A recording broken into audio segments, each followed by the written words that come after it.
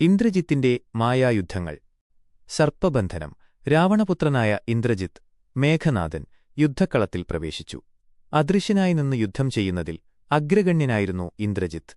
ആദ്യ പോരാട്ടത്തിൽ ഇന്ദ്രജിത്ത് നാഗാസ്ത്രം പ്രയോഗിച്ച് രാമലക്ഷ്മണന്മാരെ സർപ്പബന്ധനത്തിലാക്കി. ഗരുഡൻ വന്ന് വിഷസർപ്പങ്ങളെ നീക്കം ചെയ്തതിലൂടെയാണ് അവർ ബന്ധനത്തിൽ നിന്ന് മുക്തരായത്. ലക്ഷ്മണന് മുറിവ്. ഇന്ദ്രജിത്ത് നടത്തിയ രണ്ടാമത്തെ ശക്തമായ പോരാട്ടത്തിൽ ലക്ഷ്മണന് ഗുരുതരമായ മുറിവേറ്റു. മൃതസഞ്ജീവനി വേണമെന്ന് വൈദ്യന്മാർ ആവശ്യപ്പെട്ടു. സഞ്ജീവനി. ഹനുമാൻ ഒറ്റയ്ക്ക് പോയി ഹിമാലയത്തിലെ ദ്രോണഗിരി പർവ്വതം തന്നെ പറിച്ചെടുത്തുകൊണ്ടുവന്ന് അതിൽ ഇന്ദ്രജിത്തിന്റെ വധം. നികുംഭിലയാഗം. തുടർച്ചയായ പരാജയങ്ങളെ തുടർന്ന് ഇന്ദ്രജിത്ത് കൂടുതൽ ശക്തി നേടാനായി രഹസ്യമായി നികുംഭിലയിൽ ഒരു യാഗം നടത്താൻ തുടങ്ങി. യാഗം പൂർത്തിയാക്കിയാൽ ഇന്ദ്രജിത്തിനെ തോൽപ്പിക്കാൻ ആർക്കും സാധിക്കില്ലായിരുന്നു. യാഗം മുടക്കൽ. വിഭീഷണന്റെ ഉപദേശമനുസരിച്ച് ലക്ഷ്മണൻ ഉടൻ തന്നെ നികുംഭിലയിലെത്തി യാഗം മുടക്കി.